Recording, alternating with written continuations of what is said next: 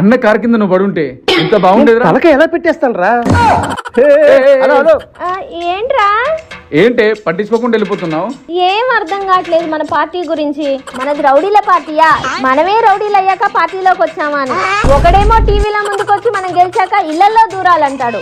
ఇళ్లలో దూరి కొట్టించుకునే రోజులు మాత్రం దగ్గరలో ఉన్నాయి, మాత్రం గుర్తు పెట్టుకోండి తెలుగుదేశం పార్టీ నాయకులందరూ. ఇంకొకడేమో చీకట్లో పని కానిచ్చేసి పొద్దున్నే ఏం తెలియనట్టు జనాల్లోకి వచ్చి ఏమైందిరా అని అడగమంటాడు. చీకట్లో కన్ను కొడితే అయిపోవాలరా, నోరు తెచ్చి రప్ప రప్ప ఎన్నిసార్లు అంటారు. ఇప్పుడు దాకా ఇప్పుడు వేసావు ఏమన్నా జరిగిపోవాలి, తర్వాత మీరందరూ కలిసి పలకరించాలి. ఎట్లా జరిగింది, ఏం జరిగింది, ఎవరు చేశాడని వెళ్ళండి. మన అన్నేమో గంజాయి కొట్టేటోళ్ళ దగ్గరికి, బెట్టింగ్ యాప్స్ ప్రమోట్ చేసేటోళ్ళ దగ్గరికి పరామర్శించడానికి వెళ్తాడు. వెళ్తూ ఊరికి వెళ్తాడా, తలకాయలు ఎక్కించుకుంటూ వెళ్తాడు. లేదంటే సంవత్సరం పాటు పండించిన మామిడి పళ్ళని తొక్కించుకుంటూ వెళ్తాడు. ఏంటో మనకి రౌడీల పార్టీయా, లేదంటే మనమే రౌడీలమై పార్టీలో ఉన్నామా అర్థం కావట్లేదురా. అయితే నువ్వు పని చెయ్యి. సో ఇందు వదన కొందరదన మందగమన మధుర వచన. వావ్.